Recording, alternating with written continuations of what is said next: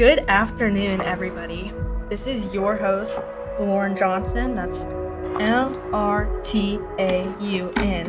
And this is episode 4 of Hidden Killers. Today, we'll be kind of speedrunning the court trials before Stevenson died. But I was talking to my husband the other day, and I realized that I really have no idea how court works. So please take anything I say here with a grain of salt.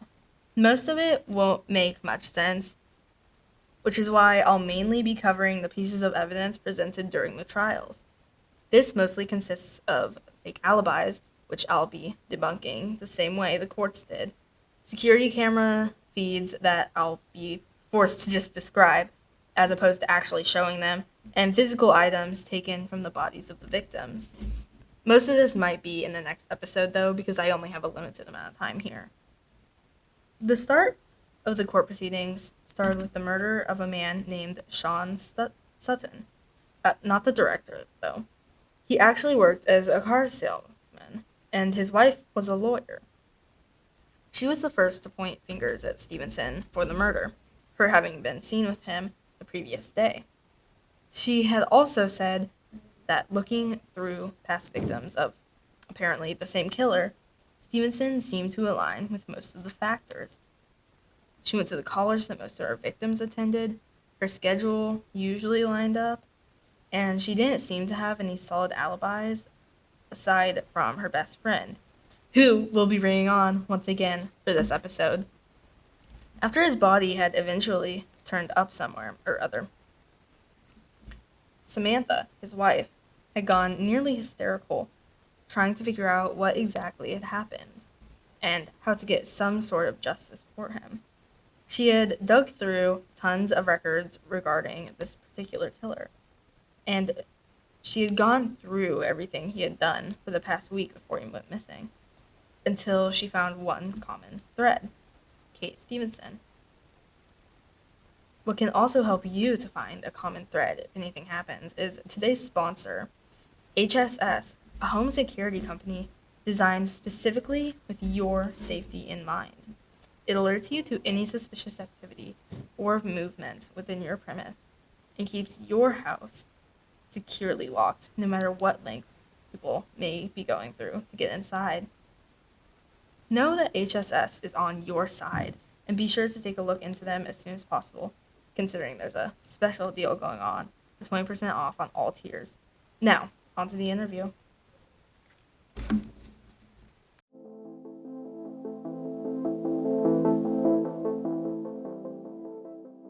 Thank you for joining us again, Brooke. I know it must be at least mildly annoying to get called on here more than once. It's really not that bad. Honestly, you could have me on 3 times if you wanted. I make no promises that I won't.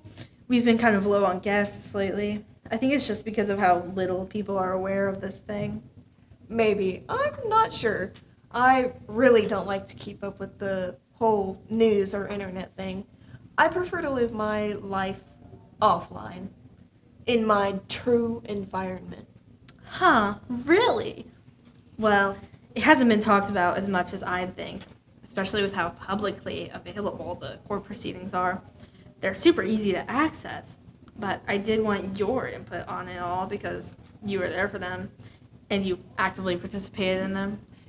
Yeah, that makes sense. I remember more of it than I think I do. Honestly, not much of the logistics, but Can you tell me what you do remember? I remember that I had decided to testify against her because I got the feeling the person accusing her was right. As much as I adore Stevenson, she really, well, it was just kind of obvious. And I like to stick to my morals, whether or not I've known the person my whole life.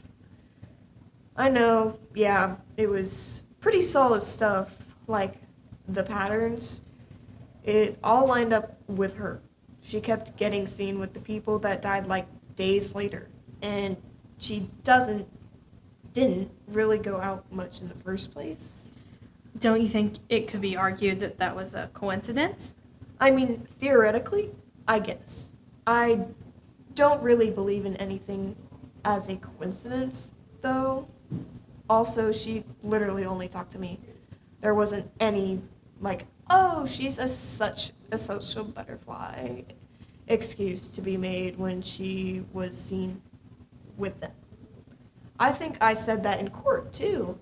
I remember her glaring at me the whole time. I kind of felt bad. But it made me feel super guilty. I thought she needed it, though. I guess not, because, Moving on. You mentioned her being seen with several of her victims, but were there any other pieces of evidence brought up? yeah, they did, I think they mentioned something about her DNA being mixed on some of the blood with somebody else's, or something, really. I'm not sure. I think they mentioned that they hadn't noticed previously because of how messy it was. I think that's the girl whose throat was slit. Most of it was just stuff that wasn't obvious, but they hadn't caught doing the original investigations. Like, her taking out the one guy that they never connected that for some reason. I guess the guy on the job was just incompetent as hell. It's whatever. But in theory, they'd get something that obvious easily. Not to wish bad on Kate or anything. Do you think her defenses during court were any solid against obvious obvious things like that?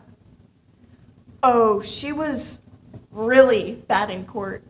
I don't know what she was doing, but it really didn't feel like her. It felt like she wanted to be found guilty. I know I was testifying against her, but even I felt like stepping in for her at certain points. I felt guilty, even though I know none of it was my fault. I felt guilty the whole time, though, even after everything when I heard the news. I've been meaning to introduce that topic. I've just never quite found the time. The news of her death came in the middle of the proceedings, didn't it? How well do you think it went over? Well, not very well with me. I've gone into thinking she'd get sentenced to a long time in prison, but we could still call and see each other and shit. It kind of hit me like a ton of bricks when I heard. All of it was already a really weird break in our routine, and I just didn't expect her to do it. I don't think anybody else involved really cared. I remember Mrs. Sutton being pissed because she didn't get the justice she deserved, but I would have preferred if she got that. Mm-hmm. It's probably just because we were friends. Nobody else there really cared about her, as a person. But she was really important to me, even if I was helping sentence her. Thank you so much for that, Brooke. I would go on, but I feel like that was a really heavy question. Thank you again for joining us today. Mm-hmm.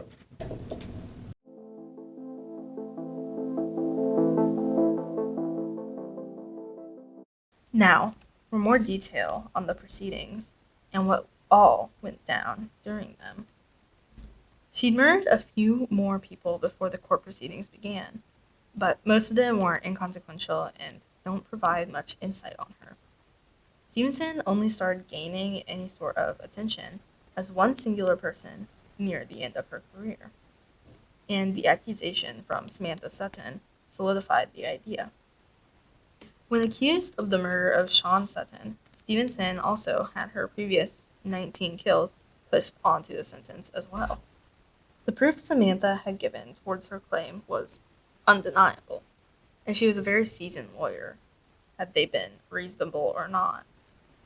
Stevenson had argued that she had alibis for most of the times, but all of them inevitably fell short.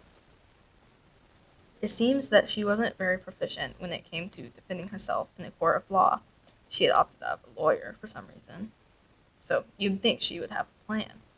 It seems she didn't because almost all of her arguments were easily disproven.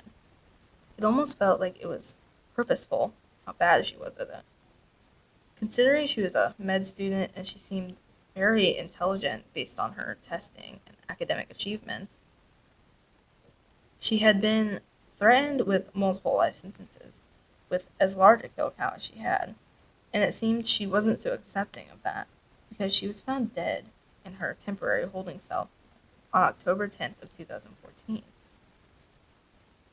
Next episode, we'll go more in depth on her suicide and how it was possible, considering she didn't have that many resources, and it wasn't caused by blunt force, and why she might have done it without the death penalty being held over her head.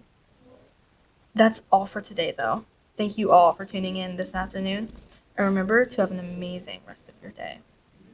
Remember also to like and subscribe so you don't miss the final episode of the first official season of this podcast.